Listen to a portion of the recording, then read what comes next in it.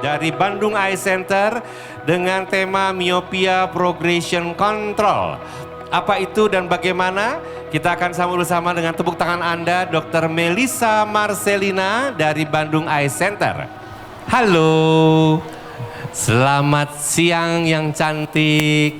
Ya. Halo dok, apa kabar? Karena saya tahu dia dokter karena pakai jaketnya putih. Yang ini belum tahu, namanya siapa? Aku dokter Melissa. Oh, dokter Melissa yang ini? Iya. Pakai mic dong. Dia kira yang itu. Oke. Tes. Ya. Oke, dokter Melissa. Mau tanya dulu dong, mungkin ada orang juga yang belum tahu. Bandung Eye Center itu di mana ya? Oke. Bandung Eye Center itu ada di Bandung, ada 2 lokasi. Yang ada 2? Ya, ada 2 lokasi. Yang pertama di dekat sini. Rumah sakit matanya ada di Jalan Buah Batu, nomor 147 Bandung. 147 Bandung Ya, Buah Batu. dekat banget dari sini, nggak nyampe 3 kilo. Kemudian itu yang rumah sakit matanya. Ada juga untuk klinik matanya itu ada di Jalan Sumatera nomor 22. Oke, sebelah Itu yang- seafood lah ya. Depan Sushi Tei Sumatera, sebelah seafood yang sekarang Ya, itulah. lagi hits. Kayaknya terganggu Semua orang dengan kesana. terganggu dengan asap-asap seafoodnya ya. Oke, Terganggu Bandung sama Eye Center ini pelayanannya apa aja dok? Oke, kebetulan kita klinik dan rumah sakit mata khusus, ya. Iya. Jadi kita full ada banyak ya subspesialisnya.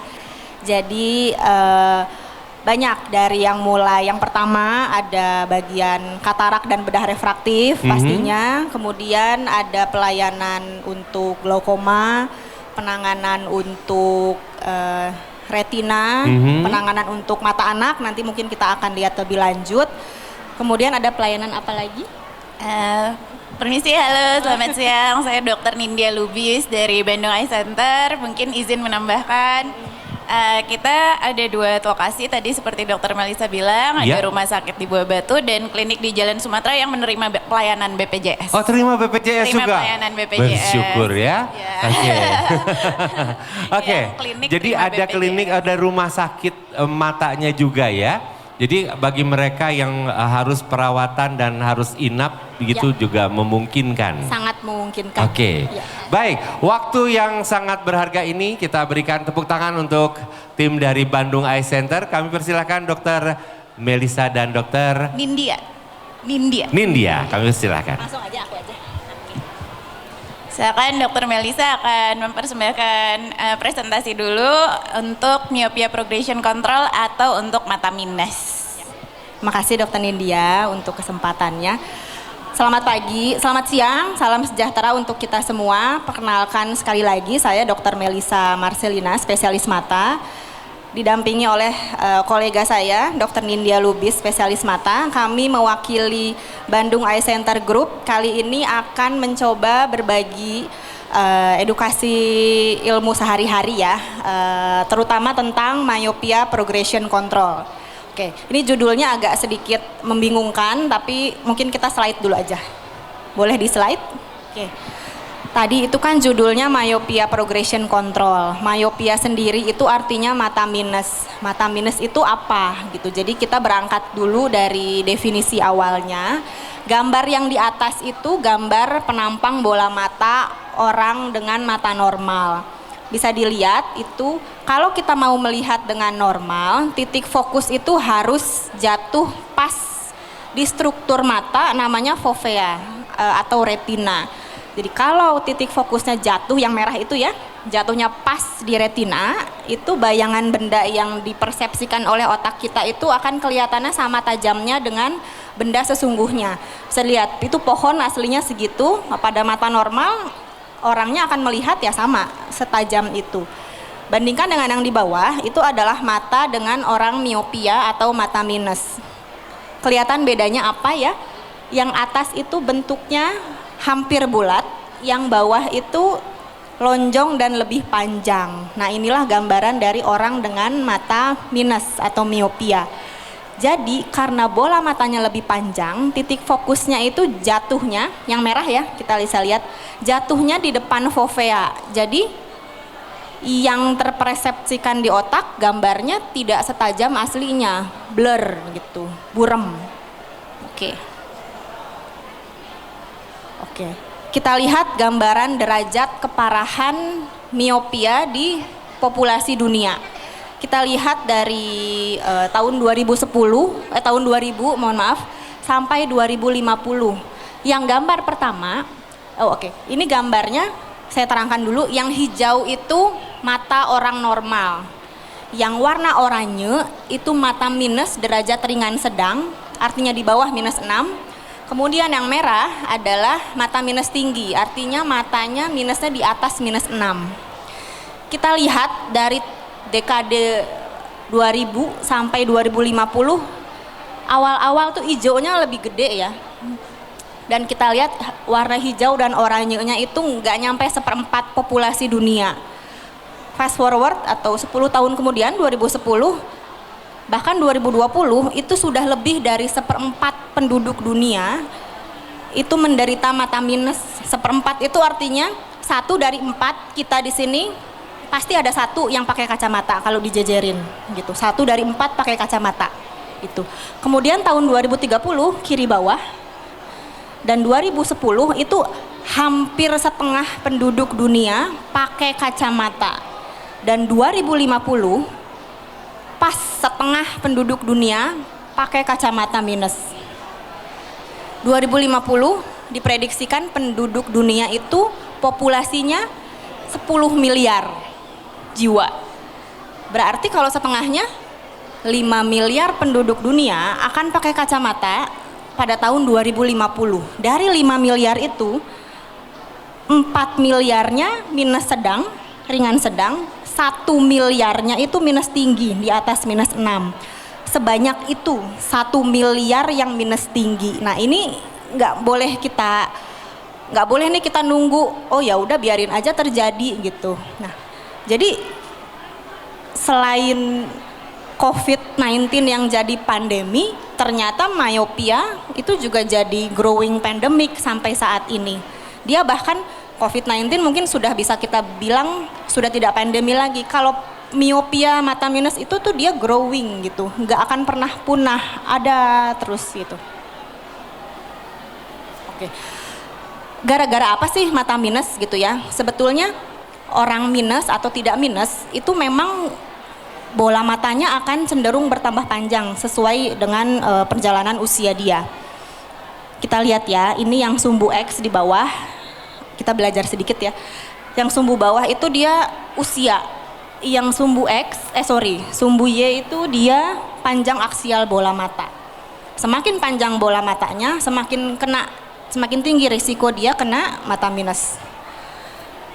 Usia 6 bulan pertama, lihat itu grafiknya, kalau naik gunung tuh curam banget ya. 6 bulan pertama itu memang pertumbuhan aksial bola mata sangat-sangat kencang, sangat-sangat tinggi. Sekitar 4 mm dalam 6 bulan pertama. Fase kedua, umur 2 sampai 5 tahun itu masih curam juga. Sama ya, kayak naik-naik ke puncak gunung, curam juga. Tuh dia naik sekitar 1 mm dalam fase ini.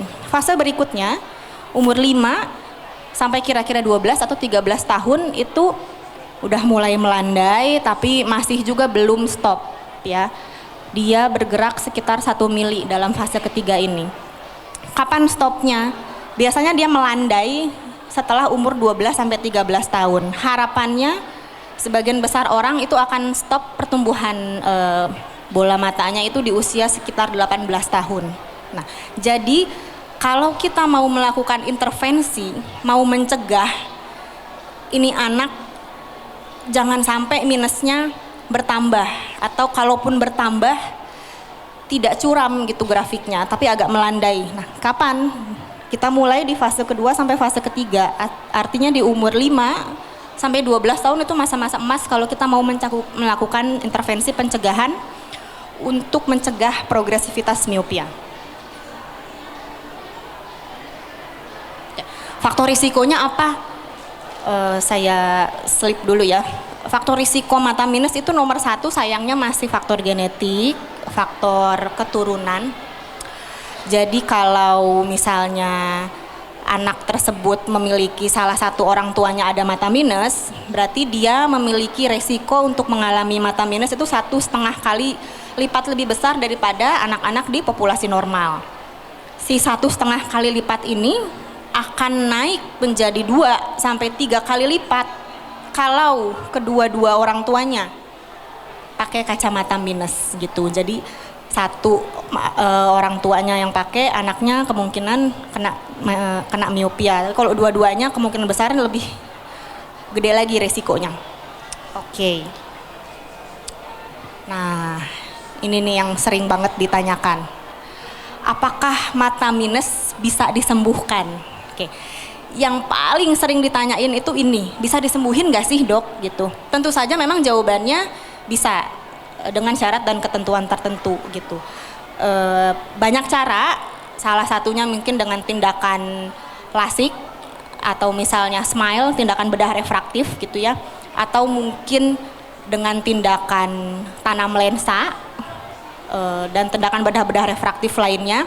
Semuanya ini bisa kita lakukan di Bandung Eye Center.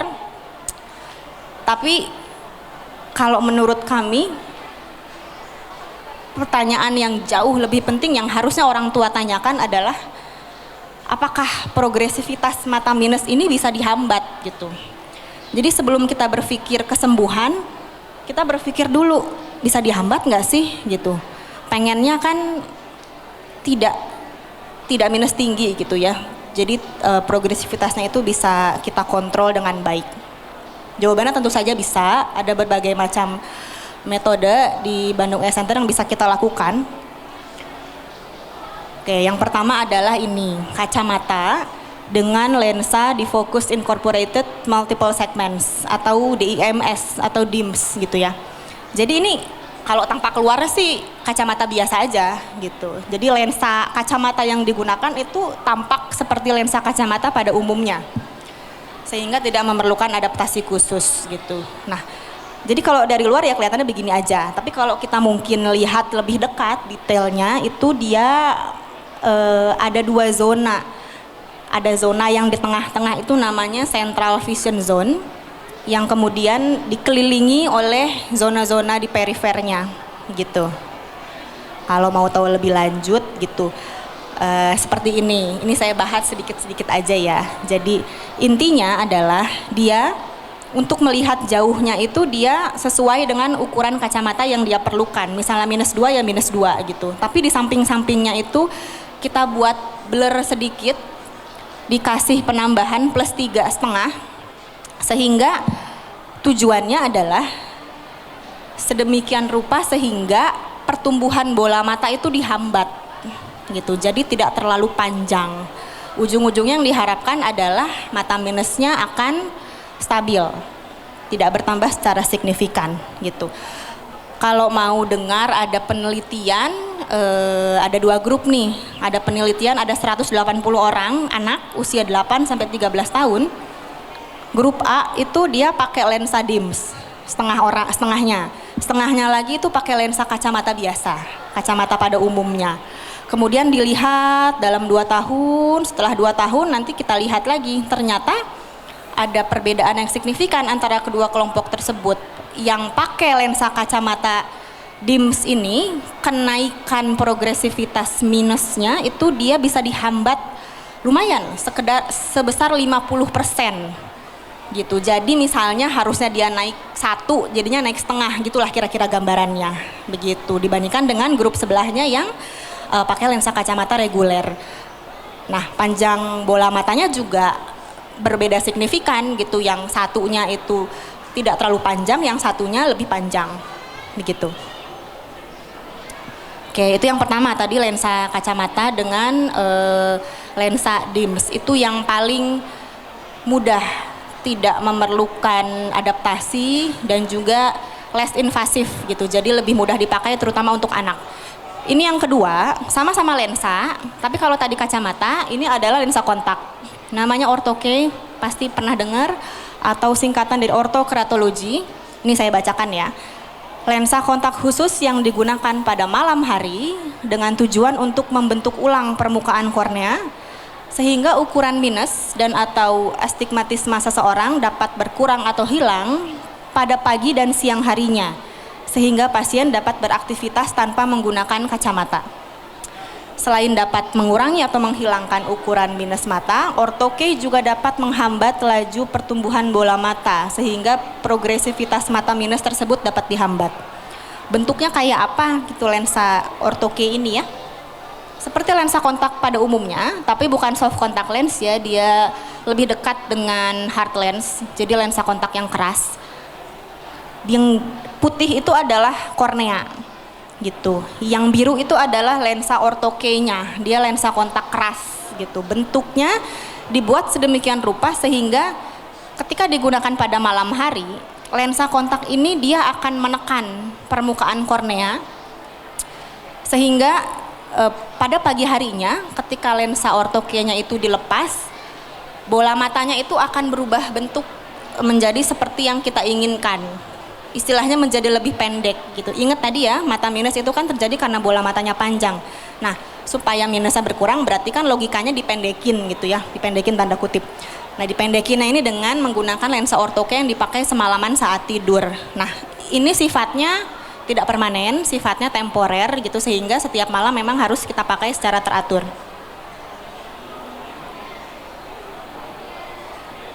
Sama juga dengan tadi penggunaan lensa kacamata DIMS, si ortoke ini juga dapat menghambat laju progresivitas mata minus sebanyak sekitar 50% dibandingkan dengan yang tidak memakai lensa ortoke.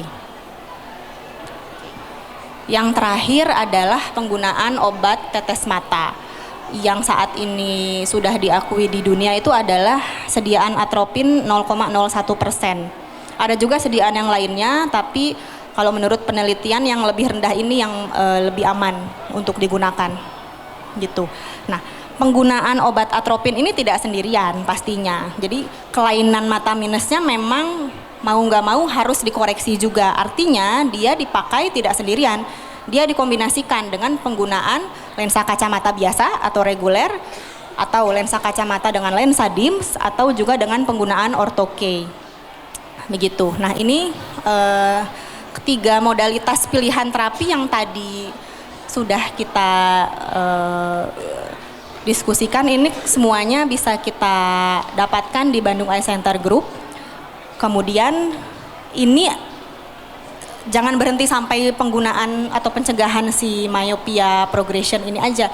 Jadi ketika nanti sudah saatnya misalnya sudah stabil kelainan kacamatanya dan pasiennya ternyata merasa ingin lepas dari penggunaan modalitas ini, bisa aja kita lanjut ke terapi pembedahan misalnya seperti LASIK, SMILE, atau tanam lensa atau bedah refraktif yang lainnya yang juga bisa kita kerjakan di Bandung Eye Center. Slide. Oke, terima kasih. Sekian dari kami. Selamat siang. Salam sejahtera untuk kita semua.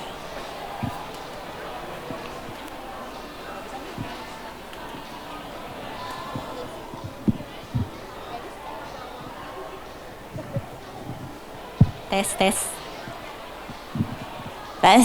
Oke, terima kasih Dr. Melisa Marcelina untuk presentasinya. Saya Dr. Nindya Lubis dari Bandung Eye Center. Mungkin kita ngobrol sedikit ya soal tadi presentasinya Dr. Melisa. Mungkin di sini banyak yang pakai kacamata dan pasti mungkin kita concernnya di sini untuk lebih ke penanganan mata minus pada anak-anak ya dok ya. Jadi kalau yang bisa saya simpulkan tadi dari presentasinya Dr. Melisa, berarti kalau misalnya kita orang tua pakai kacamata, kapan nih anak-anaknya mesti kontrol? Kapan anak-anaknya mesti diperiksa?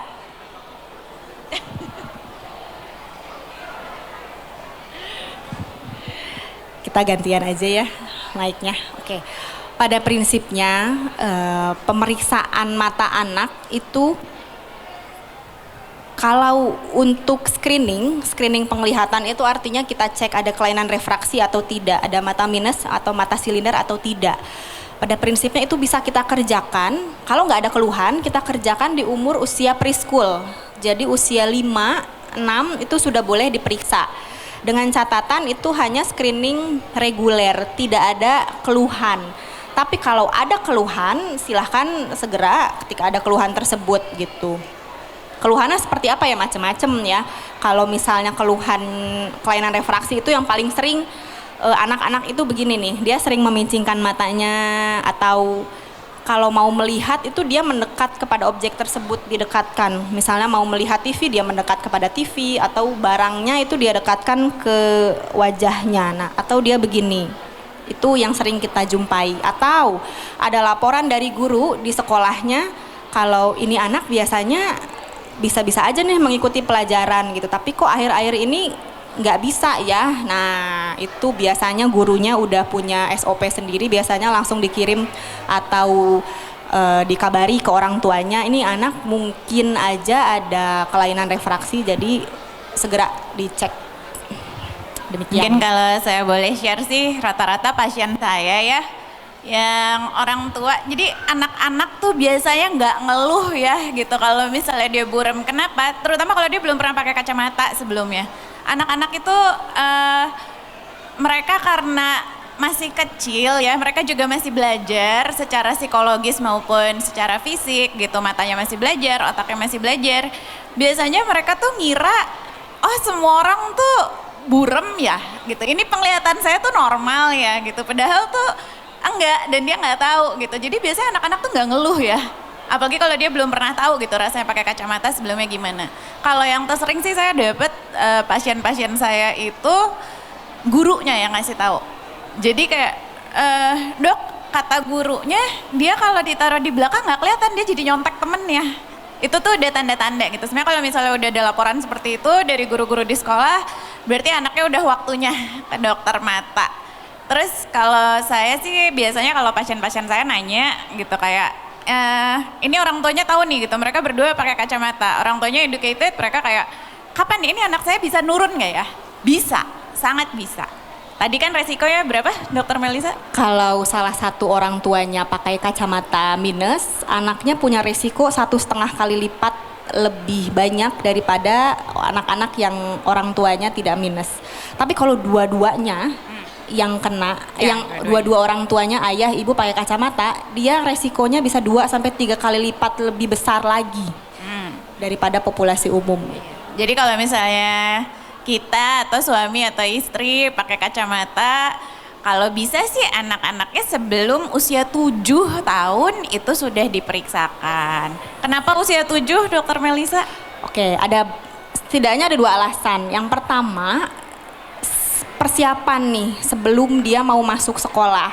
Karena usia preschool itu kan jangan sampai dia udah masuk SD kemudian baru kerasa buremnya, jangan sampai seperti itu. Itu yang pertama, alasan praktis ya. Alasan keduanya memang secara tadi yang aku jelasin grafik itu, memang pada usia 7 tahun itu harusnya sebagian besar anak itu udah normal, penglihatannya udah sama dengan kita harusnya. Nah, ketika dia udah 7 tahun tapi ternyata ada keluhan, ada dia micing-micing, ada dia mendekat ke objek, nah itu harus kita lihat.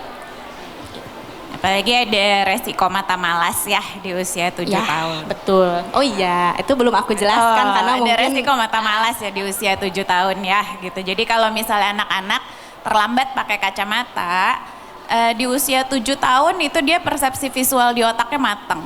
Jadi takutnya kalau misalnya dia masih burma aja nih umur 7 tahun, otaknya juga ngira, oh penglihatannya segini aja nih, terus dia mateng nih persepsinya. Setelah itu udah sulit, jadi kita mau kasih kacamata sekalipun, si otaknya tetap nangkap gambarnya tuh burem. Itu yang kita sebut sebagai mata malas atau lazy eye. Nah, resikonya apa? Sampai gede dia mau dikasih kacamata sekalipun, penglihatannya nggak bisa 100%. Jadi kita harusnya kan kacamata itu koreksi kan, jadi kita pakai kacamata itu harusnya penglihatan kita jelas. Tapi di anak-anak mata malas, dia udah pakai kacamata sekalipun penglihatannya nggak nyampe 70%. Resikonya kalau udah gede, dia nggak bisa ngelihat secara 3 dimensi. Jadi kita itu normalnya ngelihat 3 dimensi ya. gitu. Dengan 2 mata kita penglihatannya bisa 3 dimensi. Tapi di anak-anak mata malas, juga kalau dia sudah dewasa dan tetap mata malas, dia nggak kebentuk penglihatan 3 dimensinya. Jadi seringnya tuh keluhannya satu, nggak bisa lihat mikroskop. Ya, mikroskop itu kita pakai penglihatan 3 dimensi. Terus kalau ngelihat bioskop yang 3D, itu juga dia nggak bisa, pusing biasanya. Dan selain itu ya udah pasti burem ya gitu penglihatannya ya kalau orang-orang mata malas gitu. Terus Kalau udah mata malas, istilahnya mau nyoba di lasik atau smile nggak bisa gitu. Jadi kalau nanti memang di kemudian hari tertarik ingin lasik, ingin smile, ingin bedah refraktif yang lain, dari awalnya udah dipersiapkan gitu. Jadi di awal-awal nggak apa-apa deh pakai kacamata dulu gitu. Nanti ketika sudah saatnya tidak terlambat gitu. Jadi kita bisa menjalani prosedur bedah refraktif di saat usia yang tepat gitu. itu pun untuk bedah refraktif seperti lasik, relax smile atau tindakan bedah-bedah lainnya ya. Sebenarnya ada batas maksimalnya. Jadi untuk total minus dan silindrisnya, kita sebutnya spheris equivalent ya di kedokteran mata, itu nggak boleh ngelebihin 10. Jadi sampai saat ini batas maksimal untuk kita melakukan bedah refraktif itu masih di angka minus 10. Lewat dari itu bukan kandidat yang baik untuk kita lakukan bedah refraktif. Gitu. Jadi kenapa sih myopia progression control ini penting banget? Soalnya kita lihat di anak-anak zaman sekarang nih, apalagi kemarin ya setelah pandemi yang bener-bener tinggi banget nih gitu kenaikannya, minusnya pada cepet-cepet banget nambahnya gitu. Ya karena kan salah satu faktor resikonya untuk pertambahan minus memang lifestyle. Jadi waktu pandemi kemarin kita lihat, waduh pasien-pasien kita nih yang anak-anak datang-datang minus 5. Gitu ya, itu saya sih banyak ya gitu dapat pasien-pasien seperti itu.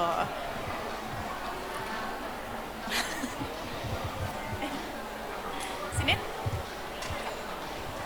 Ya, hari-hari sih kita dapatkan sekarang anak-anak itu minusnya mengejutkan gitu. Baru banget kemarin saya praktek anak umur 5 tahun sudah minus 10 gitu. Jadi kita ngejar kan, kita kan pengen ya dia supaya untuk turun mungkin nggak bisa gitu. Setidaknya harapannya adalah pengen nggak sih supaya dia tuh di kemudian hari bisa nih menjalani lasik misalnya, bisa menjalani smile. Tapi kan dari umur 5 tahun aja udah minus 10. Nah, kita kejar di situ gitu. Makanya pentingnya myopia progression control itu adalah supaya pada saat dia boleh menjalani tindakan bedah refraktif tersebut, si besaran minusnya itu adalah besaran minus yang masih bisa dikoreksi oleh tindakan tersebut gitu. Iya betul. Jadi kenapa kita sekarang concernnya itu untuk kedokteran zaman sekarang, kita tuh concernnya lebih ke pencegahan, bukan lagi untuk mengobati gitu. Walaupun memang minus bisa nggak sih sembuh total? Kalau saya sih pendapat saya ya biasanya saya bilang sama pasien itu ya nggak bisa. Jadi apakah lasik kemudian menyembuhkan miopia? Sebenarnya dia menyembuhkan koreksi kacamatanya. Jadi kita nggak perlu lagi pakai kacamata. Itu tujuannya bedah refraktif. Kita nggak perlu pakai kacamata, kita nggak perlu pakai lensa kontak, kita nggak perlu pakai alat bantu. Tapi apakah matanya masih miopia? Sebenarnya masih. Kenapa? Karena panjang bola matanya ya masih panjang. Masih segitu-gitu aja.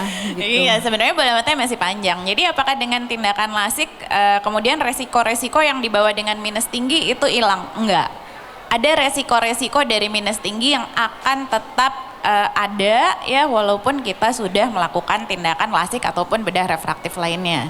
Jadi orang tuh kalau minusnya tinggi ya tadi Dokter Melisa udah menjelaskan bola matanya tuh gede, bola matanya panjang. Resikonya retinanya stretch. Jadi organ dinding dalam matanya ya itu namanya retina, isinya syaraf dan pembuluh darah. Dia karena bola matanya panjang, dia jadi ketarik nih kayak balon. Jadi stretch tipis intinya. Nah, dia resiko terbesar, resiko yang paling kita takutkan kalau orang minusnya gede banget itu dia mudah lepas. Jadi resikonya kebutaan. Dia mudah robek, dia mudah lepas, resikonya kebutaan. Nah, itu juga sebenarnya kenapa myopia progression control ini penting. Jadi kita mencegah nih anak-anak kita nantinya minusnya jadi gede. Dengan minus gede, selain dia harus ya kacamata tebal, tadi ada resiko mata malas juga. Nah ini juga ada resiko ke arah ablasio retina atau retina lepas. Itu resiko tertinggi dari minus besar ya. Kapan sih kita bilang minus gede? Oke, tadi aku udah sempat bilang sih minus tinggi itu di atas minus 6. Betul. Kalau lihat tadi grafik yang di awal-awal, yang grafik growing pandemic itu minus tinggi nanti nih 25 tahun lagi itu sekitar 10% penduduk dunia itu minus tinggi gitu. 1 miliar orang akan menderita minus tinggi, 4 miliarnya minus sedang gitu. Jadi nggak mungkin ya kita berduduk berpangku tangan gitu menunggu saatnya tiba gitu. Bisa nggak nih kita teken, bisa nggak sih nggak nyampe 1 miliar gitu yang minus tinggi itu, bisa nggak sih semuanya minus sedang aja ya gitu. Ya pokoknya sih yang penting kita mencegah jangan sampai minusnya itu kalau bisa jangan nyampe 6 gitu. Jadi kalau anak-anak kita umur 5 tahun gitu minus, katakanlah minusnya minus 2 gitu. Kita bilang tinggi nggak? Enggak, belum. Tapi umurnya baru 5 tahun nih. Dia masih ada waktu sekitar 13 tahun lagi untuk progres miopianya gitu. Jadi miopia itu mata minusnya itu masih bisa nambah. Umur 18 tahun apakah akan berhenti? Sebagian besar ya. Sebagian besar. Ya, sebagian besar iya stabil di umur 18, tapi ya tentunya pasti perlu dicek dulu ya. Makanya kalau kita mau lasik atau bedah refraktif pun itu baru boleh di usia 18 tahun ke atas. Gitu. Jadi sampai dengan umur 18 yang bisa kita lakukan yang tadi Dokter Melisa bilang ya. Ada beberapa option ya Dok ya. Tadi lensa. Bisa pakai yang paling aman dan mudah adaptasinya pastinya kacamata. Nah, kacamata itu tapi dengan menggunakan lensa khusus gitu, lensa dengan teknologi terbaru namanya lensa DIMS. Nah, itu sih. Kalau mau pengen lebih advance lagi misalnya nggak ingin pakai kacamata tapi belum boleh lasik karena masih kecil gitu, ya udah pakai ortho-K, berarti ortokeratologi. Jadi dipakainya malam-malam aja. Besoknya saat sekolah nggak usah pakai gitu. Nanti pas mau tidur malam baru pakai lagi gitu. Jadi ortho-K ini lensa yang dipakainya waktu tidur ya. Kita boleh sih sebenarnya dipakai sama dewasa juga yang nggak berani lasik. Ini boleh nih pakai ortho-K. Jadi lensa hard lens dipakai tidur, ada syarat-syaratnya. Misalnya kayak dia harus cukup tidurnya harus 8 jam at least ya. Mungkin kalau orang zaman sekarang agak susah ya tidur 8 jam semalam ya. Tapi ya kalau misalnya emang bisa, itu sebenarnya salah satu option juga nih buat yang nggak berani lasik gitu. Misalnya mau coba dulu pakai ortho-K boleh. Besok paginya dia bisa lepas kacamata. Jadi malamnya tidur pakai hard lens, paginya dia bisa lepas kacamata. Tapi ya tiap malam itu juga dia tetap harus pakai si hard lensnya. Tadi ada pertanyaan ya? Enggak.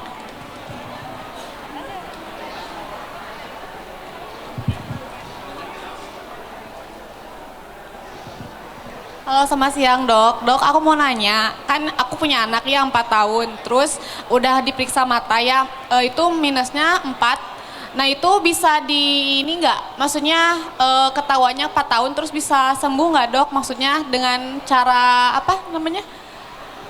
Dilasik gitu. Terus nanti kalau misalkan udah dilasik, udah 18 tahun itu bakalan nambah lagi nggak minusnya? Ya, makasih. Boleh langsung dijawab atau dua-duanya? Oh iya, yang ada pertanyaan, ada goodie bag sedikit dari kita ya, dari Bandung Eye Center. Oke, tadi pertanyaannya untuk anak umur 4 tahun ya Mbak ya? Oke, gimana Dokter Melisa? Anaknya 4 tahun ya, berarti udah pakai kacamata? Pakai. Apa sih? Kan baru ketahuan, jadi belum sempat pakai kacamata. Tapi pas udah diperiksa 4 minusnya 4 gitu. jawabannya bisa sembuh nggak dengan lasik? Itu Iya, tadi pertanyaannya ya? iya. Pertanyaannya itu ya? Ya terus, Oke. nah kalau misalkan udah 18 tahun nih, udah dilasik, itu bakalan kambuh lagi atau bukan kambuh ya? Ada minusnya lagi nggak gitu? Oke. Bakalan, iya gitu. Ya, nomor satu untuk bisa lasik atau bedah refraktif yang lain memang salah satu syaratnya menunggu 18 tahun dan minusnya sudah stabil gitu. Oke, foto dulu. Yang kedua, sekarang kita concernnya itu bukan sembuh dulu. Concernnya itu adalah tahu ukurannya benar minus 4 atau tidak. Itu dulu satu. Jadi untuk pemeriksaan anak itu memang kita perlu beberapa tahap. Apakah betul minus 4 atau tidak. Nah itu kita pastikan dulu, dibawa dulu ke dokter mata, pastikan dulu minusnya berapa. Kemudian yang kedua adalah concernnya adalah dikoreksi dulu. Tujuannya adalah jangan sampai dia matanya jadi males gitu. Tujuannya adalah dia melihat dengan jelas gitu, dengan berbagai cara. Kacamata, yang paling aman kacamata. Lensanya boleh lensa reguler atau yang tadi kita bilang lensa dengan teknologi DIMS gitu. Pilihan kedua mau ortho-K boleh, tapi biasanya kalau ortho-K itu kita menunggu anaknya kooperatif ya, usia paling ideal itu 5 sampai 6 tahun. Tapi lagi-lagi tergantung dari kondisi kesiapan anaknya juga gitu. Lagi-lagi yang paling aman adalah kacamata dan dengan penambahan obat tetes atropin tersebut. Jadi kita concern dulu di situ, pakai dulu kacamata, cek dulu yang benar, kemudian dipakaikan dulu kacamatanya, kontrol dengan rutin sehingga nanti harapannya ketika dia sudah umur 18 tahun, harapannya sudah stabil gitu. Kalau sudah stabil, kita cek dulu screening lasik namanya ya, kalau dia memenuhi syarat boleh kita lakukan lasik atau smile gitu. Itu pertanyaan satu ya.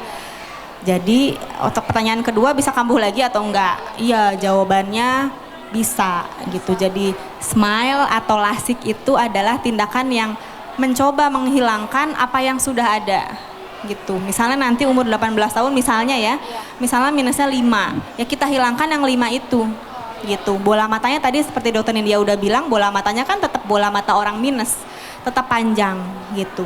Sebagian besar orang, hampir 90% itu dia stabil di usia 18 tahun. Nah, jadi kita tidak pernah tahu anak kita masuk yang mana gitu ya, apakah dia tipikal yang akan naik lagi atau tidak.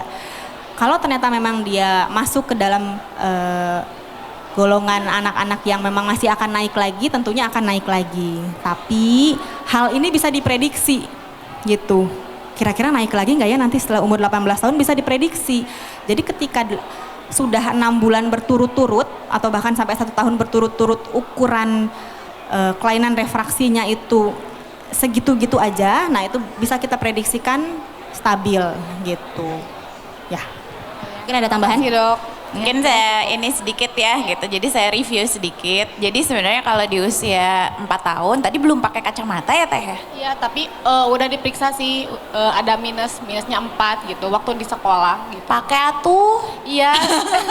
Kalau itu mah udah pasti harus pakai Iya. kacamatanya ya. Kan udah tadi udah sempet pakai, udah sempet beli, tapi anaknya males pakai gitu. Nah itu memang PR kita ya sebagai orang tua ya. Kalau saya biasanya saranin ke pasien-pasien saya, suruh anaknya yang pilih kacamatanya, biar dia seneng gitu. Jadi warnanya dia mau yang mana, ditanya sering-sering enak nggak gitu. Kalau misalnya dia belum bisa ngomong ya, kan umur 4 tahun kan susah ya, dia komunikasinya belum lancar gitu. Jadi biasanya kalau saya bilang sama orang tua pasien saya tuh, coba perhatiin deh kalau dia sering lepas, itu artinya nggak enak kacamatanya gitu. Jadi suruh dia yang nyoba di optik gitu, suruh jalan-jalan, ajak jalan-jalan, sering-sering dipuji gitu, lucu kok, bagus kok gitu, biar dia seneng sebenarnya. Tujuannya memang kalau di anak-anak itu kacamata kalau bisa jangan dilepas-lepas. Beda sama kita yang sudah stabil ya kacamatanya, anak-anak resikonya itu tadi jadi mata malas. Kita nggak mau dia jadi mata malas, terutama di usia di bawah 7 tahun. Nantinya kalau udah mata malas, di lasik pun dia nggak bisa penglihatannya 100%. Bukan nggak boleh sebenarnya ya, kalaupun jadi mata malas bukan nggak boleh. Tapi sayang gitu, dia akan tetap pakai kacamata. Bedah refraktif itu kan tujuannya kita mau ngilangin kacamata. Kalau misalnya dia tetap pakai kacamata, ya sayang. Ada sih beberapa pasien kita yang tetap mau. Jadi misalkan dia minusnya di atas 10 nih, berarti kan udah batas ya, udah batas maksimal. Tapi dia masih tetap pengen ngasih karena gimana pun juga kacamata tebal tuh nggak enak. gitu. Jadi buat dia nggak apa-apa deh dok, saya pakai kacamata -1 -2 gitu. Yang penting nggak setebel itu gitu, masih tetap lebih nyaman buat saya, nggak apa-apa. Selama pasiennya tahu bahwa dia nggak akan terkoreksi full dengan LASIK gitu. Nah, cuma dengan -4 di usia 4, lebih penting sekarang untuk prevensinya gitu, untuk pencegahannya. Jangan sampai jadi -10 di umur 18. Gitu, nanti option-optionnya yang tadi itu gitu, bisa kacamata DIMS, bisa ortoke, bisa juga Kombinasi kacamata pakai dengan tetes atropin. mata atropin gitu. Nanti diperiksa aja dulu teh kalau mau ya. Makasih ya dok. Iya sama-sama. Ada pertanyaan? Oke, sebentar. Nah, dokter harus pilih mana yang akan bertanya. Karena banyak kayaknya ya. So, oke, yang mau tanya angkat tangan. Kekuasaan ada di Dokter Nindya. Aduh, saya.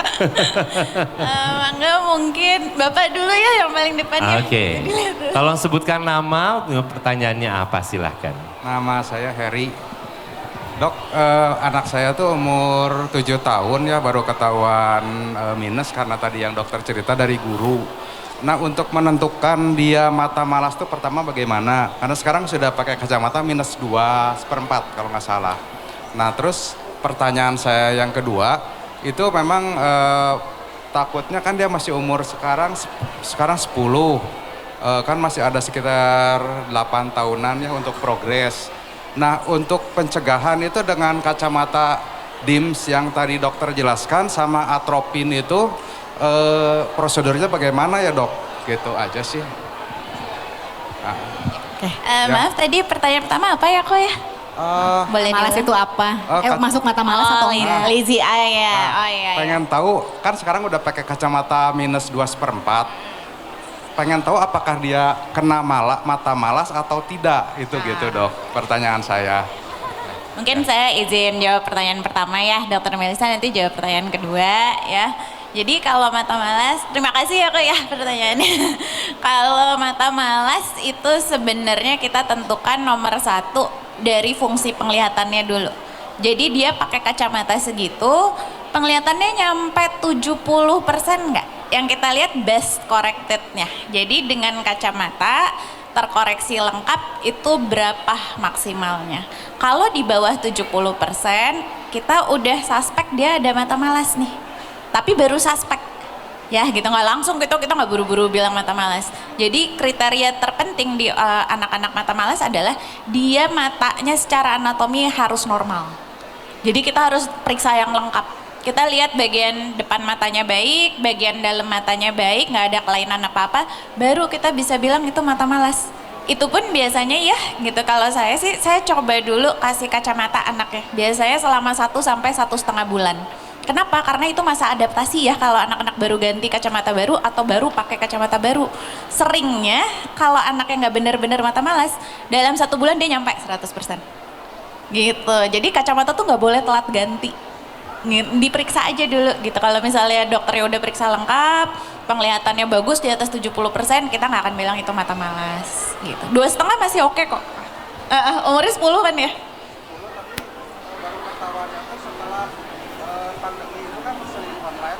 Oh iya. Oh iya, itu berarti korban pandemi. Ya, salah satu anak korban pandemi. Banyak banget pasien kita yang kayak gitu memang. Jadi jawabannya sebetulnya taunya gimana gitu ya? Taunya harus diperiksa Bapak. Harus diperiksa dulu. Ya, pertanyaan kedua mungkin yang lensa DIMS sama atropin ya. Cara pakainya gimana ya? Cara pakainya untuk kacamata lensa DIMS sama seperti kacamata yang Bapak pakai sehari-hari itu sama aja. Jadi dipakai betul kalau anak-anak harapannya dipakai sepanjang hari dari bangun sampai tidur lagi. Tidak ada Kecuali bedanya mandi. dengan kecuali mandi atau tidur.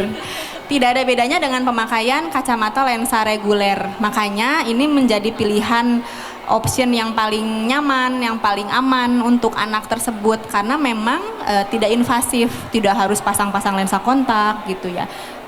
Jadi lebih aman gitu. Jadi pakainya gimana? Sama seperti kacamata biasa. Untuk penetesan mata atropin Oke, sampai saat ini sebetulnya untuk protokol prosedur tetapnya itu belum ada, tapi yang sekarang berkembang adalah dari penelitian-penelitian dipakainya hanya 1 kali sehari pada malam hari.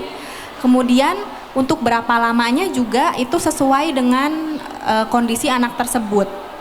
Yang sekarang kita lakukan adalah dipakai dalam waktu sekitar 2 tahun. Tapi tentunya dalam 2 tahun tersebut memang ada kontrol rutin gitu. Kalau tanpa atropin biasanya kita kontrol rutinnya 6 bulan sekali. Nah kalau dengan atropin mungkin untuk di awal-awal kita ceknya 1 bulan sekali gitu. Untuk cek apa aja sih yang dicek? 1 pastinya kelainan kacamatanya, apakah bertambah atau tidak. Yang kedua panjang bola matanya juga kita ukur apakah bertambah atau tidak gitu. Kemudian apakah ada rasa ketidaknyamanan dari pasiennya nanti akan kita tanyakan. Kapan sih kita kasih atropin, Dokter Melisa? Boleh dari kelainan kacamata yang minusnya rendah seperti tadi ya, yang ringan sedang juga sudah boleh. Sudah boleh ya? Sudah boleh. Dari penelitian-penelitian untuk anak umur usia 5 sudah mulai boleh kita kasih gitu. Tentunya dengan pengawasan dokter ya. Intinya sih kalau udah pakai kacamata ya kayak emang anak-anak tuh jangan telat kontrol sih gitu. Nanti terutama di anak-anak ya, kalau dewasa udah 18 tahun ke atas sudah stabil mah enggak, mau 1-2 tahun sekali kalau nggak ada keluhan nggak apa-apa gitu. Tapi kalau anak-anak sih saya biasanya kalau baru pakai kacamata 1 sampai setengah bulan saya minta kontrol dulu ke orang tuanya. Kalau baru ganti kacamata juga 1 sampai 1,5 bulan. Tapi kalau masih screening biasa, screening rutin, kalau anak-anak saya minta 6 bulan sekali datangnya. Karena progres miopia tuh sekarang dari penelitiannya cepet. Saya takut nanti mereka cepet naiknya nggak ketahuan gitu. Kan kita masih menghindari mata males itu, terus kita juga mau ngontrol si progresnya gitu. Oke, ini ada 1 goodie bag dari Bandung Eye Center. Oke, Dok, masih ada 1 barangkali yang mau bertanya ya, Dok ya? Boleh. Boleh ya? Oke. Siapa, Dok? Cek. Masih ada. Mangga, Teteh yang di Ibu. belakang. Iya. Yang tadi salah ya, Bu ya? Tadi miofasia mata plus. Oh iya. Oke, silakan, Bu. Siang Dok. Selamat siang. Saya dengan Ibu Entin. Mau bertanya apakah penggunaan ortoki ada efek sampingnya dan usia berapa tahun bisa menggunakan itu? Terima kasih. Oke, terima kasih Bu Entin pertanyaannya tadi tentang ortoke ya. Ortoke ada efek sampingnya atau enggak? Pasti ada. Karena dia benda asing. Gimana pun juga ya gitu. Maksudnya kalau pasien saya nanya sama saya lensa kontak ada efek sampingnya nggak? Ada. Namanya benda asing kita taruh di mata. Mau soft lens sekalipun, yang resikonya paling rendah sekalipun, resiko itu ada tapi kecil. Nah, kalau ortoke itu sendiri, dia sebenarnya cukup canggih ya. Dia memang hard lens, dia bukan soft lens. Dia tuh keras, ya. Jadi kita pakai di mata kita waktu tidur. Orang-orang pasti kayak, kok lensa kontak keras dipakai tidur gitu, aneh banget gak sih gitu. Tapi dia memang teknologinya udah canggih ya, resiko-resikonya sudah diminimalisir. Dan yang terpenting adalah pemakaian intervensi medis apapun ya, kita tuh harus comply. Itu sebenarnya salah satu syarat utama ortoke. Baik di anak-anak ataupun dewasa, dia harus sudah bisa atau sudah sanggup untuk mematuhi semua aturan yang harus dikerjakan sewaktu kita memakai ortoke. Nomor 1, tidurnya nggak boleh kurang dari 8 jam. Gitu. Terus yang kedua, cek rutin. Karena resiko terbesarnya apa? Dry eye. Mata kering. Kalau matanya udah kering, terus juga jadi abrasi ya gitu, jadi lecet-lecet nih di kornea ya terutama gitu. Lecet itu di kornea nggak kelihatan ya, kalau kita ngelihat orang gini ya nggak kelihatan, harus diperiksa pakai mikroskop sama dokter mata. Itu kalau misalnya ada luka seperti itu walaupun nggak terlihat, tetap ada resiko jadi infeksi. Wah, kita paling takut tuh kalau udah ada infeksi di kornea. Ya, infeksi di kornea itu ujung-ujungnya bisa mengakibatkan kebutaan. Pasti kita juga nggak mau gitu sebagai dokternya. Makanya harus kontrol rutin, terus nanti kita cek kalau misalnya memang ada efek samping, kadang-kadang kita istirahatin dulu, jangan dipakai dulu, suruh korneanya sembuh dulu gitu. Tapi in general resikonya kecil lah gitu. Asal comply ya kitanya, asal patuh. Ya, asal kita aja patuh gitu sama aturan-aturan yang diharuskan gitu, yang harus dikerjain. Terus yang kedua tadi tentang usia. Dari usia 6 tahun ortoke udah bisa dikasih. Tapi balik lagi gimana pasiennya. Jadi pasiennya udah bisa comply belum? Usia 6 tahun itu di penelitian di orang barat. Ya, anak-anak bule in general menurut saya lebih patuh daripada anak Asia. Ya, jadi balik lagi anaknya udah bisa atau belum, sebenarnya paling bagus itu dari umur 6 sampai 11 justru. Kalau anaknya udah bisa, kasih aja gitu. Asal anaknya udah bisa diajarin, anaknya udah mandiri ya gitu, udah bisa. Mungkin kalau usia-usia masih kecil kita masih harus perlu pakai ini gitu. Tapi kan dia udah mulai gede, biasanya anak-anak tuh cepet kok belajarnya. Bisa kok dia pakai. Dia udah mulai bisa tuh pakai sendiri, disuruh berapa bulan gitu pakai, biasanya dia udah belajar sendiri tuh pakai gitu. Cuma ya pasti masih dalam pengawasan orang tuanya ya. Kalau dewasa mau pakai boleh, cuma dengan catatan dia tidak permanen seperti bedah refraktif. Jadi setiap malam harus dipakai. Segitu kita lepas dalam hitungan hari ya, biasanya sih hitungan minggu lah gitu. Setahu saya 6 mingguan ya, itu udah balik lagi.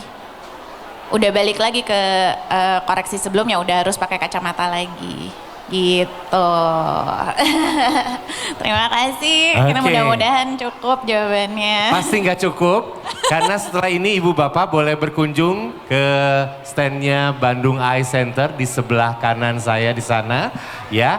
Dan terima kasih kepada Dr. Nindya dan Dr. Melisa, dan kami undang panitia untuk memberikan tanda terima kasih. Panitia.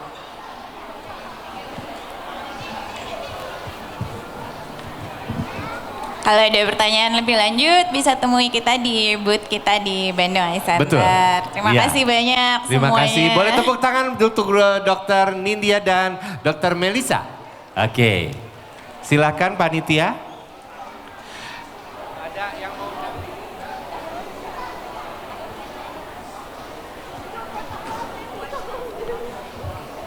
Jadi kalau misalnya ibu bapak, adik-adik yang mau tahu informasi lebih lengkap, silahkan nanti datang ke boothnya Bandung Eye Center ya, yang ada di sebelah sana. Ini hadiahnya masih ada? Udah? Oh, satu. Saya kasih kuis aja ya. Yang bisa angkat tangan, saya berhak untuk menunjuk. Terima kasih dok. Salam ya, terima kasih.